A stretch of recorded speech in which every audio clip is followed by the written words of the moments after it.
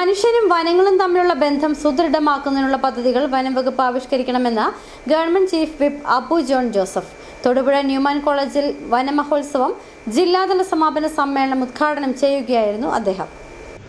വനവും വന്യമൃഗങ്ങളും ജലസ്രോതസ്സുകളും സംരക്ഷിക്കപ്പെടുന്നതിനോടൊപ്പം മനുഷ്യജീവിതവും സംരക്ഷിക്കപ്പെടണം. ഇവയെല്ലാം തമ്മിൽ സന്തുലിതാവസ്ഥ നിലനിർത്തി മുന്നോട്ടു പോകണം. വനത്തെ ശല്യപ്പെടുത്താതെ ആദിവാസി വിഭാഗങ്ങളെ ടൂറിസ്റ്റ് ഗൈഡാക്കി വിവിധ വകുപ്പുകളുടെ സഹകരണത്തോടെ വനമേഖലകളിൽ സംഘടിത വിനോദസഞ്ചാരം നടത്താൻ വനംവകുപ്പ് പദ്ധതി തയ്യാറാക്കണം. പ്രകൃതിയെയും പരിസ്ഥിതിയെയും സംരക്ഷിക്കാൻ കൂട്ടായ പ്രവർത്തനം വേണമെന്ന തിരിച്ചറിവ് വേണം. എല്ലാ ജീവജാലങ്ങളുടെയും നിലനിൽപ്പിന് അടിസ്ഥാനമാണ് മരങ്ങൾ. വനസംരക്ഷണത്തിൽ ഇന്ത്യയിൽ മാതൃകാപരമായ സേവനം കാഴ്ചവെക്കുന്ന സംസ്ഥാനമാണ് കേരളം. കേരളത്തിന്റെ വനവിസ്തൃതി വളരെ വലുതാണ്. കേരളത്തിന്റെ പച്ചപ്പും വനങ്ങളുമാണ് ലോകമെമ്പാടുമുള്ള ജനങ്ങളെ കേരളത്തിലേക്ക് ആകർഷിക്കുന്നതെന്നും government chief whip Abu John Joseph പറഞ്ഞു. മരങ്ങളില്ലെങ്കിൽ ഈ ഭൂമിയിൽ ജീവനില്ല, ജീവിതം അല്ലെങ്കിൽ ഒരു സ്പീഷീസ് ഇല്ല.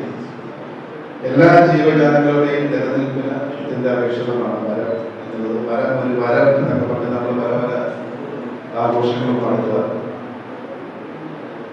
ഫോറസ്റ്റ് കൺസർവേഷൻ നമുക്കറിയാം. ഫോറസ്റ്റ് കൺസർവേഷന്റെ കാര്യത്തിൽ ഇന്ത്യയിൽ തന്നെ മാതൃകാപരമായ സേവനം അനുഷ്ഠിക്കുന്ന ഒരു സംസ്ഥാനമാണ് Keralam.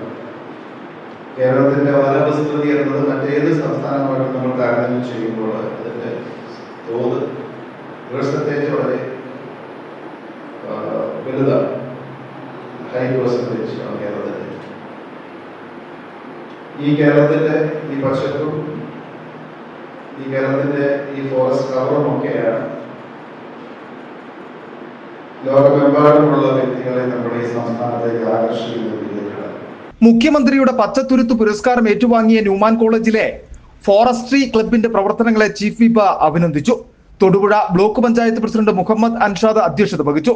Assistant conservator of forest PK Vipindas, councillor Shahul Hameed, Newman college principal Jenny K Alex, NSS coordinator sister Binsy CJ, forestry club coordinator doctor JB Cyriac, range forest officer PA Jaleel തുടങ്ങിയവർ പങ്കെടുത്തു. City vision Thodupuzha.